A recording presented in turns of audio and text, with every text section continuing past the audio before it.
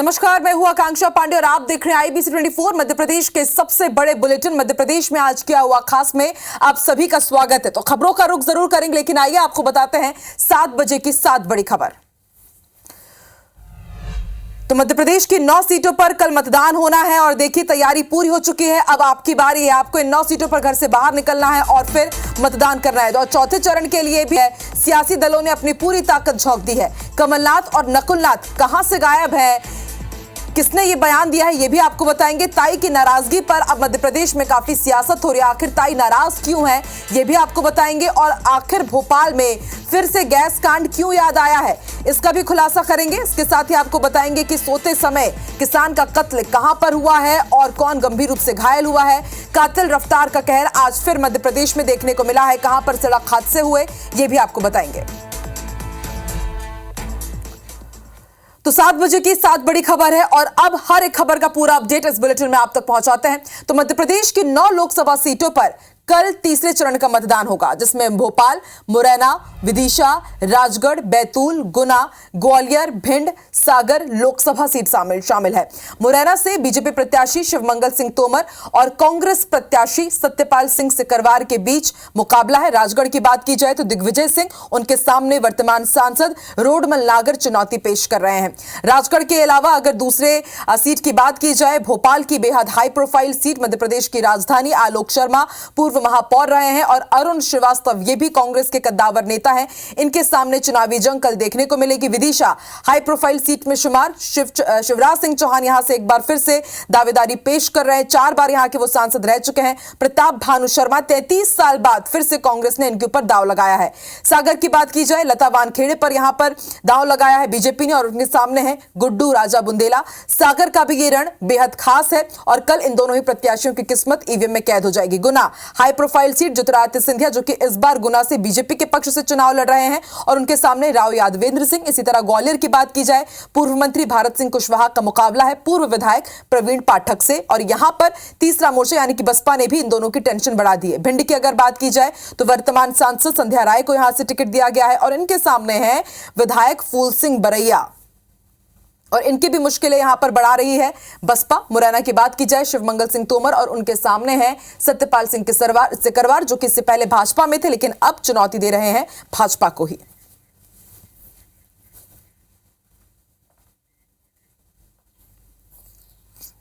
जो टोटल मतदान केंद्र हैं थर्ड फेज के लिए जहां कल मतदान होगा उनकी संख्या है 20,456। अधिकांश जगहों पे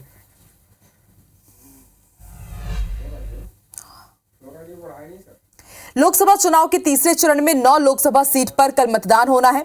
मुरैना, भिंड, ग्वालियर, गुना, सागर, विदिशा, भोपाल, राजगढ़ और बैतूल सीट पर कल मतदान होगा। वहीं चुनाव के मद्देनजर आज सभी 9 लोकसभा क्षेत्रों के लिए मतदान दल रवाना हुए। हम आपको 6 अलग अलग जिलों की तस्वीरें दिखा रहे हैं जहां से मतदान दल रवाना हुए। भोपाल, ग्वालियर, खंडवा, बैतूल, मुरैना, सागर में कल मतदान होना है और उससे पहले मतदान दल के रवाना होने की तस्वीरें हैं।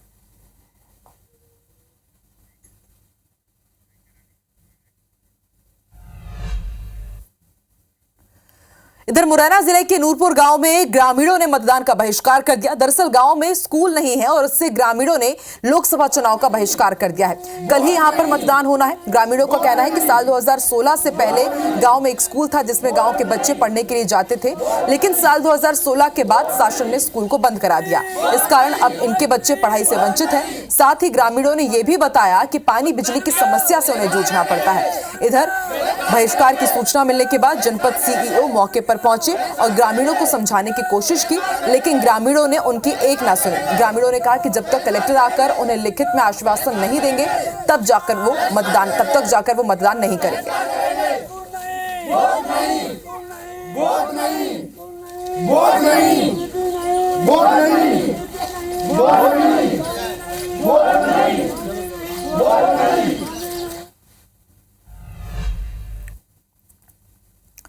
इधर गुना में 7 मई को तीसरे चरण का मतदान होना है और मतदान के लिए जिला प्रशासन ने पूरी तैयारियां कर ली है। मतदान प्रतिशत के लिए अलग अलग एक्टिविटी के जरिए अपील की जा रही है। गुना में महिलाएं हाथ में पीले चावल लेकर लोगों से मतदान करने की अपील करते हुए नजर आए।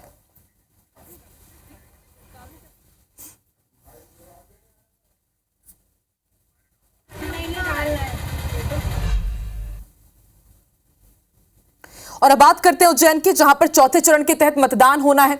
आलोट संसदीय क्षेत्र के लिए 13 मई को वोटिंग होनी है और उससे पहले यहां सीएम डॉक्टर मोहन यादव ने चुनाव प्रचार में पूरी ताकत झोंक दी है। सोमवार को सीएम डॉक्टर मोहन यादव ने बीजेपी प्रत्याशी अनिल फिरोजिया के समर्थन में आलोट के ताल कस्बे में रोड शो और जनसभा की। इस दौरान सीएम ने विपक्षी दलों की तुलना शिशुपाल से की।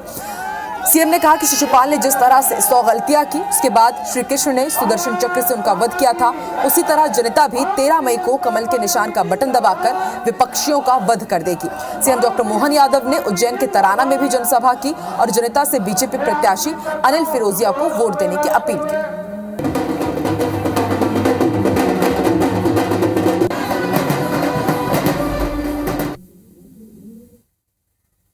जब शिशुपाल गाली बक रहा था भगवान को, इसी प्रकार से ये भी गाली दिए आपको 13 मई की तारीख तय कर लो, जितनी बकना हो गाली बक लेना।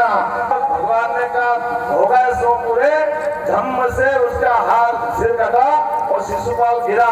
आप भी अपनी उंगली ऊपर करना 13 मई को सुबह, आपके हाथ में भी वही सुदर्शन चक्र आएगा। जैसे ही बटन दबाओगे कमल के फूल के ऊपर हाथ का पंजा कट के गिरेगा और अपने आनंद के साथ भाजपा की विजय होगी।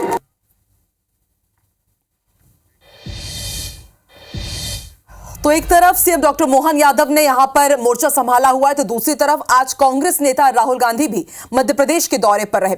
राहुल ने अलीराजपुर के जोबट में चुनावी सभा को संबोधित किया।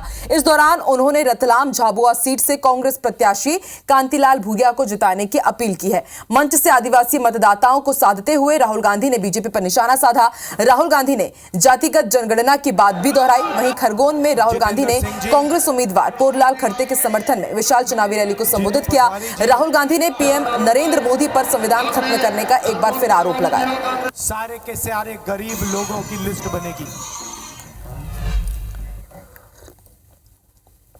ये हिंदुस्तान का संविधान है, इसको बीजेपी और आरएसएस खत्म करना चाहते हैं, बदलना चाहते हैं, फेंक देना चाहते हैं। और कांग्रेस पार्टी, इंडिया गठबंधन इस संविधान की रक्षा कर रहा है, इसको बचाने की कोशिश कर रहे हैं। इंदौर में अक्षय कांति बम के नामांकन वापस लेने और बीजेपी में शामिल कराने को लेकर पूर्व लोकसभा अध्यक्ष सुमित्रा महाजन की नाराजगी पर सियासत शुरू हो गई है।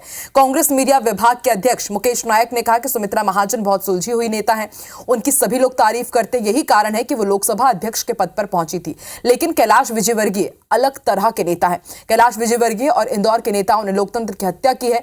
वहीं बीजेपी प्रदेश मंत्री रजनीश अग्रवाल ने कहा कि बीजेपी में सामूहिक निर्णय होते हैं, किसी को पार्टी में लेना है तो वो भी पार्टी में ही तय होता है, विवाद नाराजगी का मामला है ही नहीं।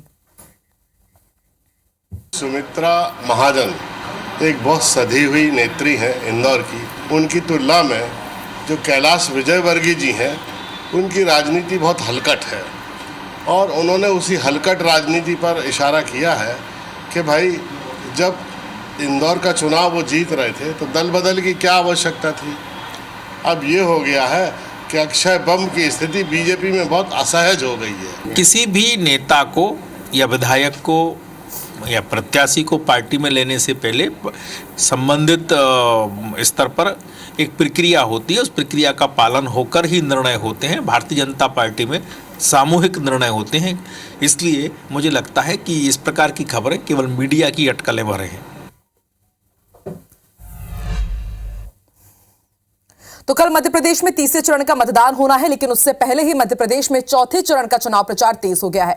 राजनीतिक दलों ने अपने अपने दिग्गजों को चुनाव प्रचार में उतार दिया है।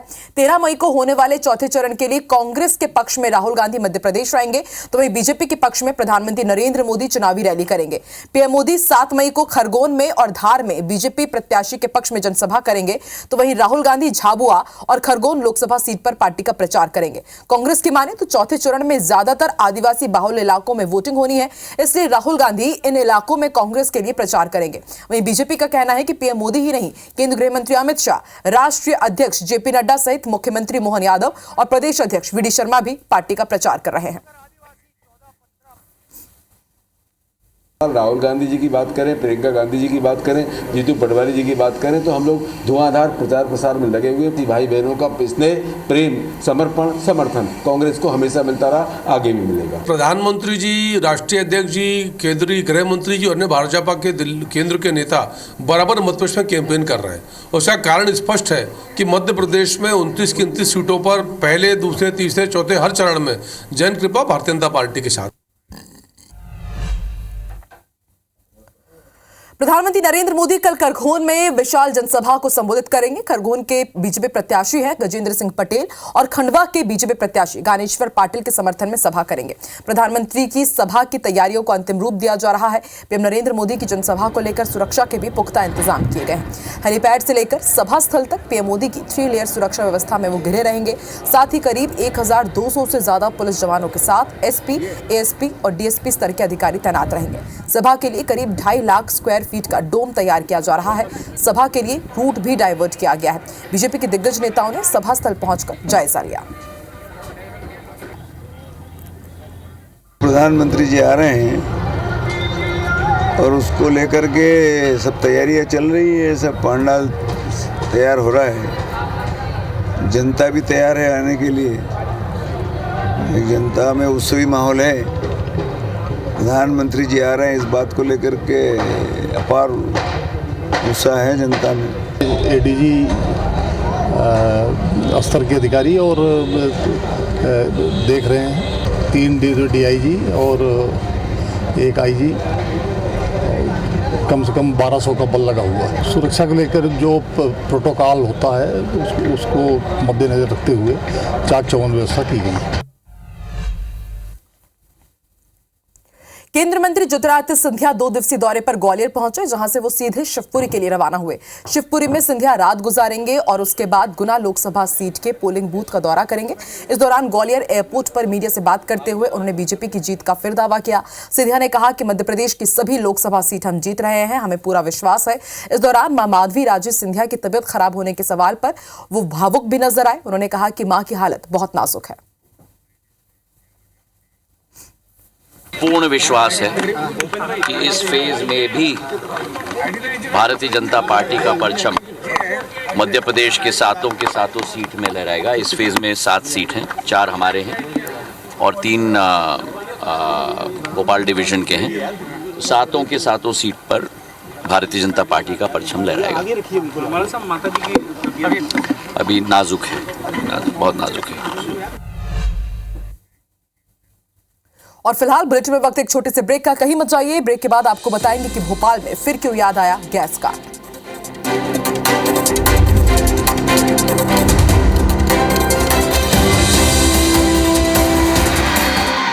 आज राजधानी भोपाल के यूनियन कार्बाइड कारखाने में भीषण आग लग गई। फैक्ट्री के एक हिस्से में रखे बड़े कंटेनर में आग लगी थी। कंटेनर में केमिकल युक्त जहरीला कचरा रखा हुआ था, जिसके जलने से पूरे क्षेत्र में गंध फैल गई। हादसे के बाद इलाके में हड़कंप मच गया, साथ ही लोगों की आंखों में जलन होने लगी। जायजा लिया IBC 24 संवाददाता हरप्रीत कौर ने। 1984 में हजारों लोगों की जान लेने वाली राजधानी भोपाल की यूनियन कार्बाइड कारखाने के परिसर में आज आग लग गई। आग लगते ही पूरे इलाके में सनसनी फैल गई। फौरन पुलिस और नगर निगम को सूचना दी गई। मौके पर फौरन दमकल विभाग की गाड़ियां यहां पर पहुंची और आग पर समय रहते काबू पा लिया गया। देखा जा सकता है कि यूनियन कार्बाइड कारखाने का ये वही परिसर है जहां से निकली जहरीली गैस ने 1984 में हजारों लोगों को मौत की नींद सुला दिया था। इस कांड ने न सिर्फ मध्य प्रदेश, देश बल्कि पूरी दुनिया में सनसनी फैला दी थी। आज एक बार फिर इस परिसर में उठती हुई आग के लपटों ने सनसनी फैला दी। इस वक्त हमारे साथ दमकल विभाग के कर्मचारी मौजूद हैं, उनसे हम यहाँ पर बात करेंगे कि भैया यहाँ पर आप लोग आए हैं, क्या देखा आप लोगों ने और ये किस चीज के टैंक हैं? ये सर टैंक प्लास्टिक के हैं दीदी, और इसमें केमिकल कचरा बहुत भरा था। हमको 3:30 बजे सूचना मिली कंट्रोल रूम से, हम तत्काल मौके पर पहुंचे और आग पर काबू पाया गया। आग लगने की कोई वजह सामने आई? आग लगने की वजह तो हम दीदी बता नहीं सकते, क्योंकि यहाँ आवारा लोग कोई बीड़ी सिगरेट फेंक दी हो, हमें इसकी जानकारी नहीं। हमें तो पुलिस द्वारा कंट्रोल रूम से सूचना मिली। यहाँ पर फिलहाल इसीलिए 24 घंटे गार्ड्स को तैनात किया गया, लेकिन उसके बावजूद यहाँ पर असामाजिक तत्वों का आना जाना लगा रहता है और शायद यही वजह मानी जा रही है कि किसी ने बीड़ी या सिगरेट जलाकर फेंकी और आग लग गई। लेकिन राहत की बात यह है कि समय रहते नगर निगम ने तत्परता दिखाई और आग पर काबू पा लिया गया। कैमरामैन विनेश श्रीवास्तव के साथ IBC 24 भोपाल से हरप्रीत कौर रेन। इधर ग्वालियर के गिरवाई थाना क्षेत्र में फूफा भतीजी के रिश्ते को शर्मसार कर देने वाली खबर सामने आई है। फूफा बीते 3 साल से डरा धमकाकर भतीजी के साथ दुष्कर्म कर रहा था। भतीजी की तबीयत बिगड़ने पर परिजन उसे अस्पताल लेकर पहुंचे, तब पूरी घटना का खुलासा हुआ, जिसके बाद फूफा के खिलाफ शिकायत दर्ज कराई गई। पुलिस ने विभिन्न धाराओं में केस दर्ज कर लिया है। आरोपी फूफा की तलाश शुरू कर दी है। फूफा ने जो है मौका पाकर नाबालिग को जान से मारने की धमकी देकर उसके साथ लगातार लंबे समय से दुष्कर्म कर रहे थे। बच्ची के पेट में जब तकलीफ हुई तो परिजनों को उसने पेट बताया, तो डॉक्टरों को जब परिजनों ने जाके दिखाया तो डॉक्टरों ने बताया कि बच्ची प्रेग्नेंट है। पास्को एक्ट का अपराध पंजीबद्ध किया गया है और प्रकरण में विवेचना की जा रही है। आरोपी को जल्दी से जल्दी गिरफ्तार किया जाए। और मध्य प्रदेश के इस बुलेटिन में फिलहाल इतना ही। आगे देखिए छत्तीसगढ़ का खास बुलेटिन हमर बानी हमर गोठ। मुझे दीजिए इजाजत। नमस्कार।